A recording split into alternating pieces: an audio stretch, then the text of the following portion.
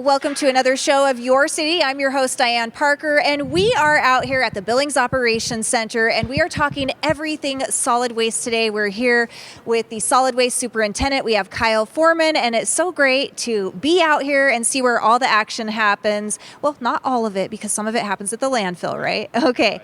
So we're talking about everything that's going on in the city of Billings, really how your tax dollars are put to use, some things to look out for, what's coming up in the future, what's going on now. One of the new things is the different schedule for trash pickup. Right. Maybe let's start with that, because this is change, and sometimes change isn't easy. Yeah, change is not easy. So we started a new collection schedule for the extras in September. And clarify, your extras are all the items that don't fit in your cart. So it's not your black cart or your green cart or your black bin in the alley that has changed. And what has changed is that has gone from a weekly collection schedule to a monthly collection schedule. And there were several reasons around that. One was staffing. The city's not immune to all the staffing stories and staffing woes that we hear not only throughout the city, throughout the state, but throughout the country. The other was this program had kind of gotten a little bit out of control, where it started maybe with good intentions, and it had kind of morphed into this whatever, whenever, however much you wanted, throw it out at the curb, the city would come and get it. So we had to start to try to put some limits on it. Okay, so what do those limits look like right now? Because I know, folks, I have seen in the past, like cardboard boxes just stacked up in piles and next to each other. What should people be doing? So the only real limits that we've put on this program is no construction and demolition debris anymore. So if you're doing a home renovation project, whether you're doing it or a contractor's doing it, the contractor either needs to haul it off, or you need to rent a roll-off dumpster and haul it off yourself. Other than that, there are no limits to what can be set out at the curb. We do ask that if you have a lot of cardboard boxes with the pandemic going on, Amazon home delivery, everybody's got a lot of cardboard boxes. I see a lot that are stacked next to the cart that could probably be broken down and fit inside your trash cart. That would help us out a lot. But the most common things that we see set out are either just extra bags of trash. You know, for example, Thanksgiving just happened. So if you had family over, you have an extra 1 or 2 bags of garbage just from the amount of people that were in your house. And cardboard boxes is really what we're seeing placed out as extras. Okay, and so this is only happening once a month, right? Residents have one day every month where that's their special day. Correct. So it's every Monday. Well, not every Monday. It's once a month on a Monday, and your collection day specifies what Monday it is. So if you're Monday, that's the first day of the week. You're the first Monday of the month, so on and so on and so on.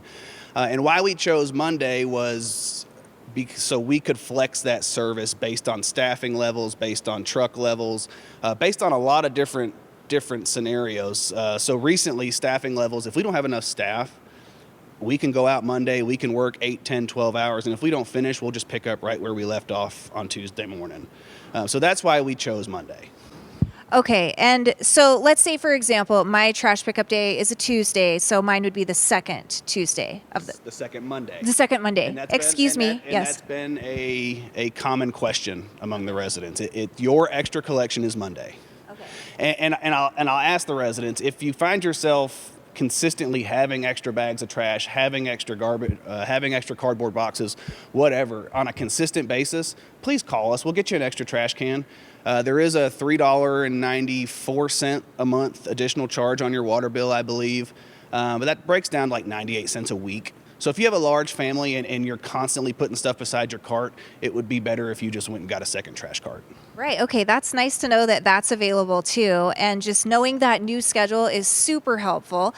So thank you so much for all of that info. And let's talk a little bit more about the transfer center and all the changes that you might have seen if you've driven out to the actual landfill lately. Yeah. So if you've driven out to the landfill here in the last 5, 6, 7, 8 months or so, you'll see this brand new big building as you drive in. That's the new transfer center out there. So right now that building is being utilized for the general public drop-off facility. So what that means is all of the big heavy haul trucks, so like city trucks and all the private haulers you see running around town, they still go dump at the working face. But like if you or I were to go out there, because of the big trucks and the big equipment, for safety reasons, we try to separate my pickup truck and your SUV from all those bigger types of trucks and equipment. So right now they are going in there, they dump their waste on the floor and we transfer it up to the working face. But that building has proved really helpful here, especially in the last 2-3 weeks when we've had 2 or 3 really large wind events. So that building is sized to where it can hold probably 2 to 3 days worth of garbage if we had to. Because you can imagine if you're dumping trash out in the open and it's blowing 65 miles an hour, the trash that you dump on site doesn't stay on site. It's blowing all over the site, it's blowing across the road, and we got to pick that up after the wind event is over. So that has really helped us the last couple of wind events to keep it all on the property and make sure cleanup doesn't take as long as it used to.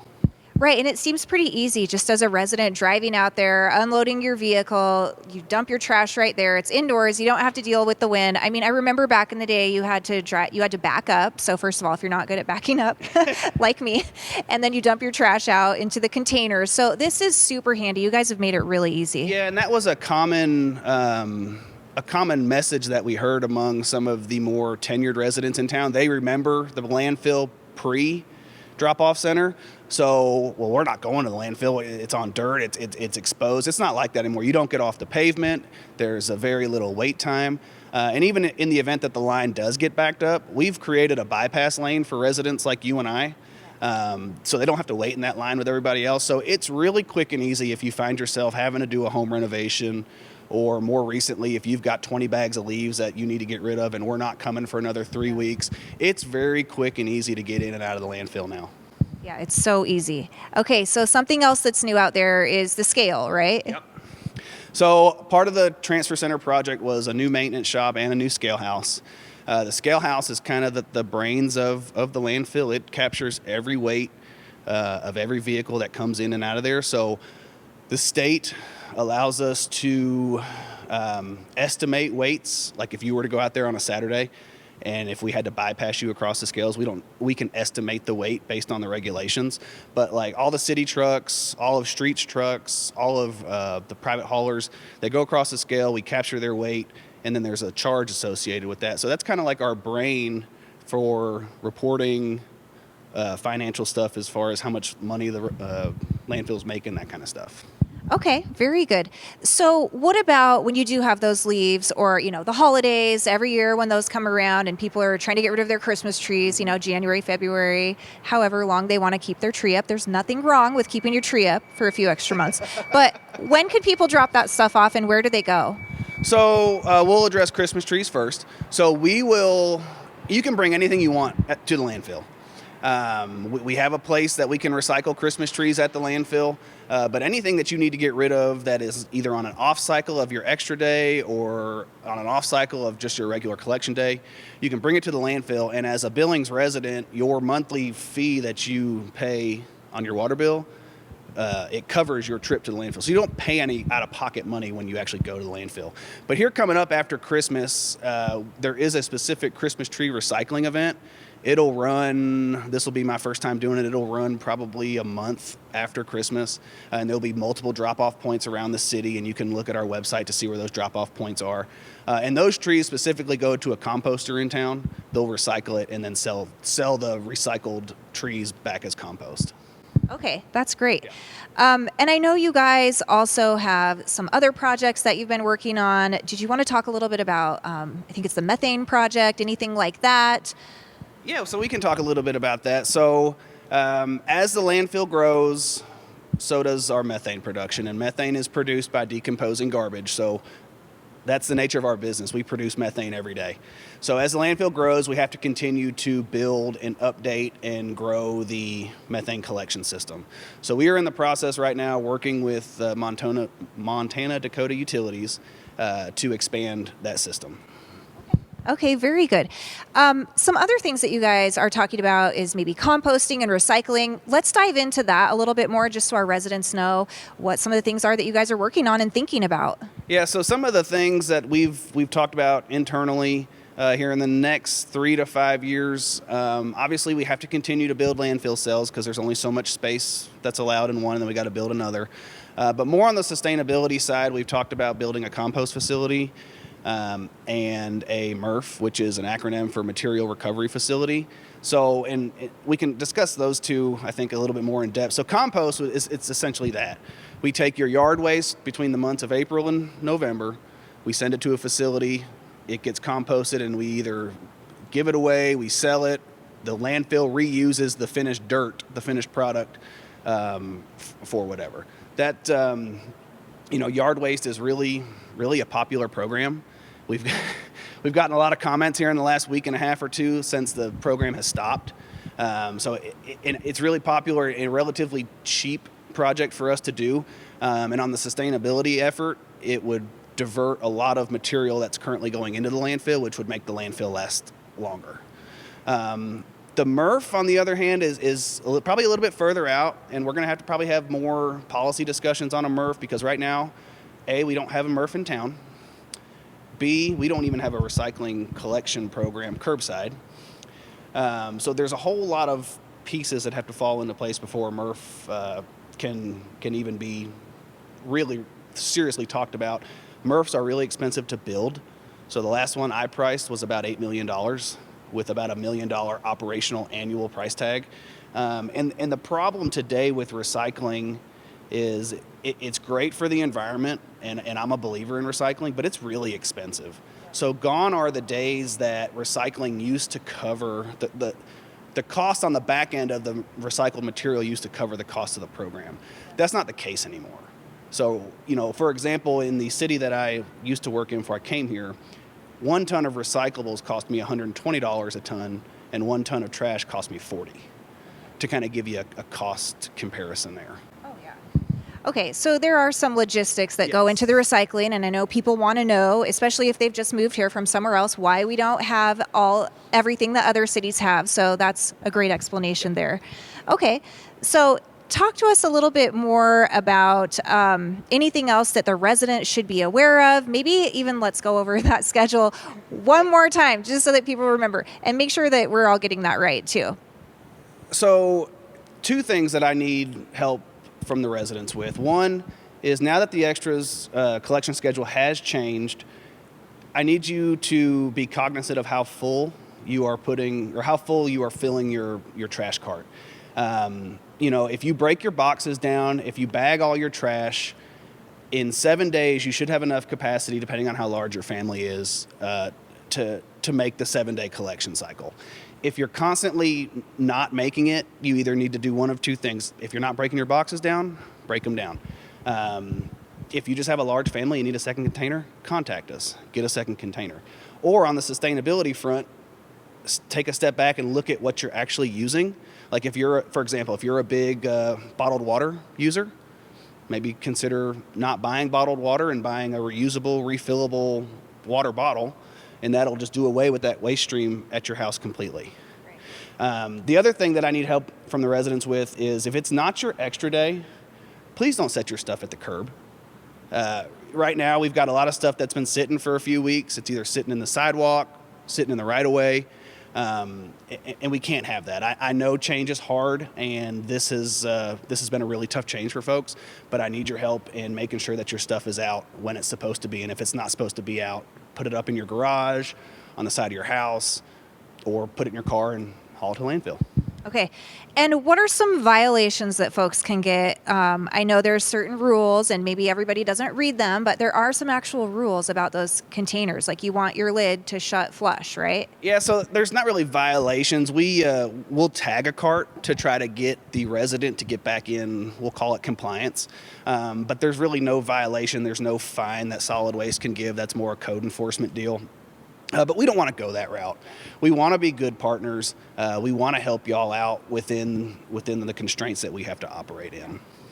Okay, so just don't stuff your black garbage container so completely full that the lid is way up here, because it makes it harder for the trucks to get it, right? Yeah, and it does, and you have to think about it. So if you've got trash bags in your cart like this, so it's full, but then you've taken all your Christmas boxes and you've piled it on top.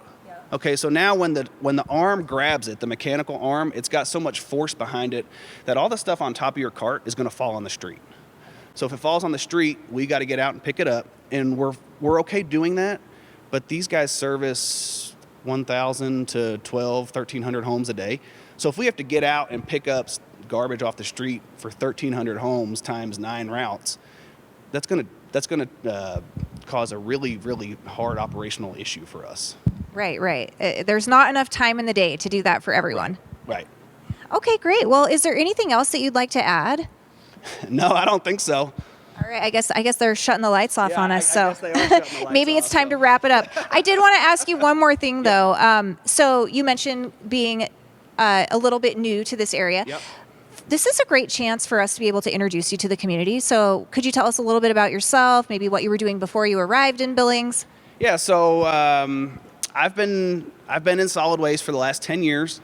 I started as a driver, so I've kind of come from the bottom. I've worked my way up, and now I'm here. Before this, I worked for the city of Fort Smith, Arkansas, as their solid waste director. So little bit smaller city, not by much, but same type of operation. They had collections. They have a landfill. I'm married. I have 2 young kids.